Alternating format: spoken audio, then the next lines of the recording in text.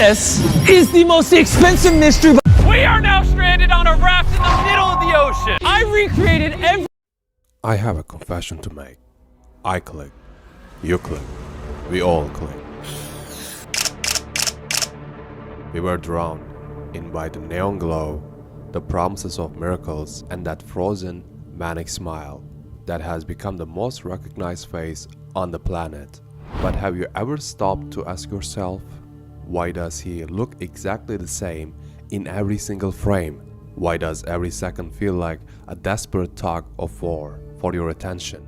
Why does watching a MrBeast video feels like entertainment and more like being processed? This is not a coincidence. This is the most perfectly engineered digital prison in human history. In April 2026, the man known as Jimmy Donaldson or MrBeast stand not as a creator but as a sovereign power. He commands more daily attention than most national television networks. His subscriber count surpasses the population of nearly every country on earth. His brand stretches from chocolate bars in your local supermarket to theme parks rising from the Saudi desert. He is, by every measurable metric, the most successful individual in the history of online media. But success is not the same as innocence.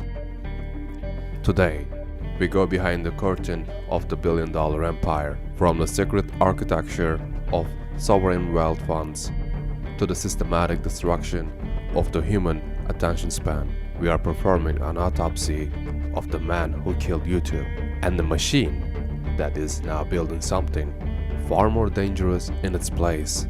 My name is Alec, and this is the true price of the beast. Let me take you back. Not far. Just 15 years. YouTube in 2010 was a mess. Movies and home videos, even Mikey can do it. And it was absolutely, gloriously, irredeemably wonderful.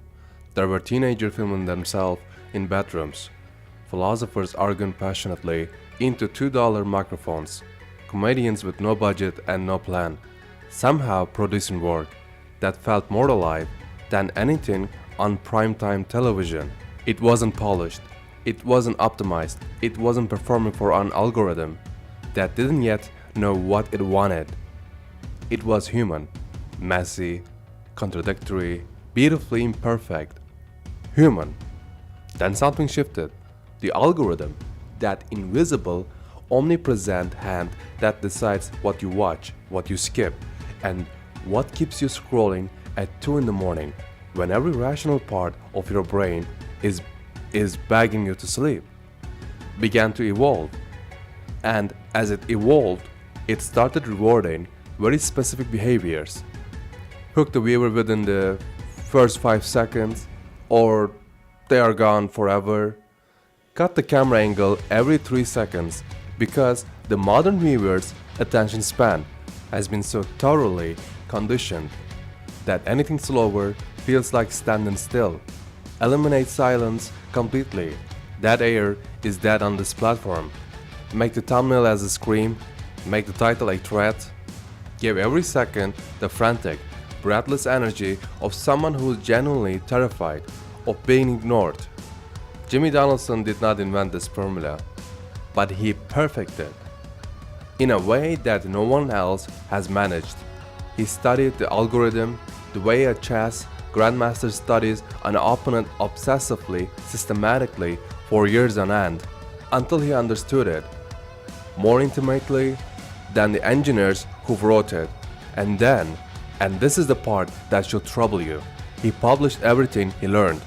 He shared his methods openly, broke down his approach in interviews, handed every aspiring creator a step-by-step manual for how to manufacture dopamine responses inside a human brain and convert them into revenue. The result is what you see today. Open YouTube right now. What greets you?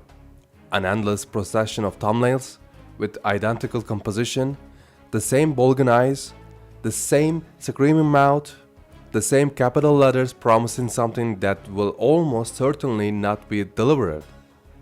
Because every creator on this platform is now optimizing purely for survival, and survival means copying the piece There is no room for nuance, no room for slowness, no room for kind of quiet, considered work that built careers in the medium's early years.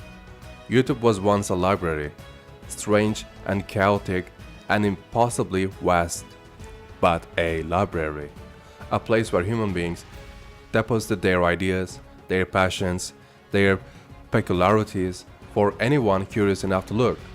You could spend an afternoon discovering a retired engineer's obsession with model trains, or a student in Seoul teaching herself to paint watercolors, or a man in Manchester who simply wanted to talk about his favorite obscure films.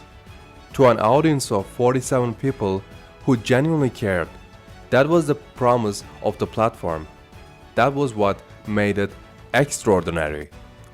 None of that content will survive today, not because it was bad, but because the algorithm will never surface it, because it didn't hook in the 5 seconds, because it didn't scream, because it trusted the audience to stay with something that took longer than a heartbeat to understand.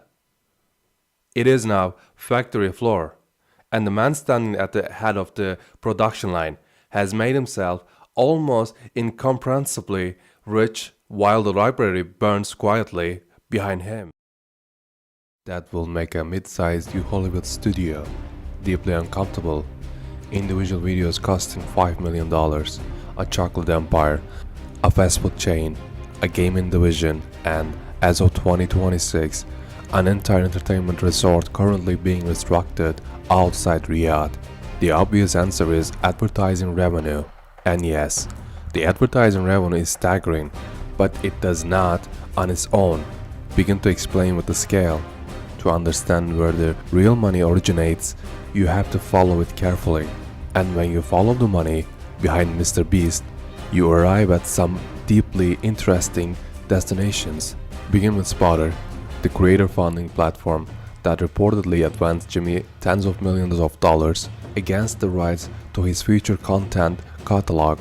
Spotter itself draws from institutional capital, the kind of money that flows through Wall Street asset managers and private equity structures, and the vast, largely invisible financial architecture that underpins American media. For these investors, Jimmy Donaldson is not a YouTuber, he is a data extraction mechanism. Every view is a data point. Every click is a data point. Every Feastables bar purchased at petrol station on Tuesday afternoon is a data point. And in the 21st century, data is the only commodity that genuinely rivals oil in terms of strategic value, which brings us rather neatly to the oil itself. Saudi Arabia. The Public Investment Fund, the PIF, is the sovereign wealth vehicle through which Crown Prince Mohammed bin Salman has been methodically, deliberately purchasing global credibility. We have seen this playbook before. LIV golf materials from nothing and rewrote professional golf overnight. Formula One descended on Jeddah. World Championship boxing relocated to Riyadh. And now, in 2026, Beastland, a MrBeast branded entertainment destination rising from the desert, joins that portfolio. This is not an independent business venture. Beastland sits squarely within the PIF's overarching strategy. Use Western entertainment brands, recognizable, trusted, beloved by young audiences globally, to fundamentally reframe the kingdom's international image. To make the association between Saudi Arabia and fun and youth and generosity feel not just natural but inevitable. And who better to carry that message than the most subscribed human being on the most watched platform in the history of the internet? Remember the Match for Hope charity football fixture in Qatar, Jimmy on the pitch, briefcase full of cash, that green, those cameras, philanthropy, perhaps. Or perhaps it was something far more deliberate, a carefully constructed moment designed to position MrBeast as the acceptable, youthful, generous face of golf's sovereign capital. The uncomfortable truth is that Jimmy Donaldson has become a bridge between Silicon Valley's algorithmic infrastructure and the petrodollar wealth of the Middle East. His backers are not simply seeking a financial return, they are seeking something worth considerably more than money, a monopoly on human attention.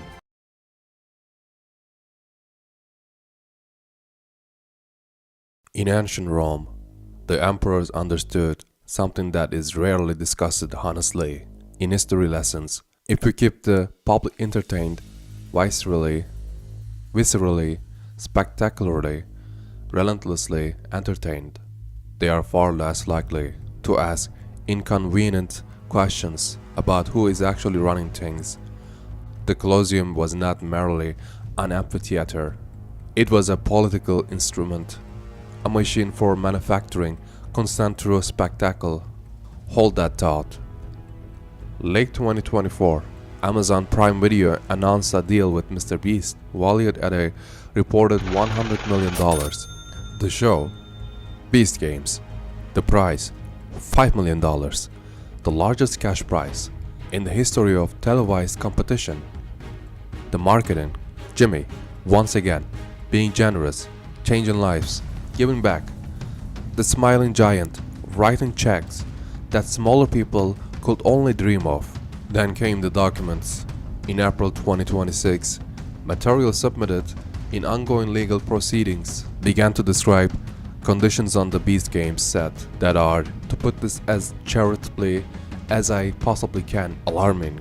Former Constantins spoke of being denied adequate food, of restricted access to medical attention, of psychological pressure so intense and so deliberate that it went far beyond competitive stress and into something that legal representatives have described as inhumane. And here is the part that matters most. This suffering was not an accident. It was not poor planning or logistical failure. It was content, desperation, filmed correctly, cut to the right music, is enormously profitable. 1,000 people genuinely frightened and genuinely hungry produce a kind of raw authenticity that no writer's room can manufacture. The charity mass does not sleep here. It shatters. Because this is not a man changing lives. This is a man who has understood with clinical, almost surgical precision that human desperation is a product, that poverty, staged correctly, is a content format, that the more extreme the circumstance, the more irresistible the thumbnail, that real suffering is simply better television, that manufactured suffering. The Roman emperors would have understood this completely. The only meaningful difference is that they charged admission at the gate. Jimmy charges it to you, attention span, and invoices. The rest to his investors.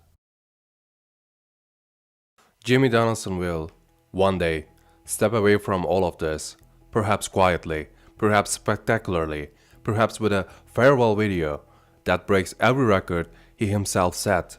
But the world he leaves behind, our world, will not be the one that existed before him. He did not save YouTube, he did not democratize media or return power to the individual creator. Whatever the press releases claim, what he actually did is far more consequential and far harder to undo. He rebuilt the platform entirely in his own image, a factory, a control channel, a control panel. A machine optimized not for human expression, but for the industrial scale extraction of human attention in service of financial interests that the overwhelming majority of his viewers will never fully understand and will never be told about. And I want to be honest with you, I cannot entirely blame him. He read the system more fluently than anyone before him, and he exploited it with extraordinary discipline and extraordinary skill. The algorithm demanded this, the investor required this, the incentive structure of the platform he built his career on produced this. In many ways, Jimmy Donaldson is simply the most honest reflection of the world. We all love to build around us. But that is precisely why none of this is simply about MrBeast. This is about the system that selected for him. This is about the platform that rewarded him. This is about the investors who saw a young man with an audience and an understood, before he fully did. Exactly what that audience was worth on the open market, this is about the every one of us who clicked, who watched, who subscribed, who handed over, voluntarily and without reading the terms, the one resource that cannot be earned back once spent, our time. Because he is not the end of the story. He is a prototype. The next iteration will be more sophisticated, more deeply embedded in sovereign wealth and private equity, and the financial structures we don't yet have names for, more invisible in its methods. It may not even have a face. It may not need a one. So the only question that truly matters, once the music fades and the screen goes dark, is this: when that machine arrives, will we even notice? And more to the point, will we by then still be capable of carrying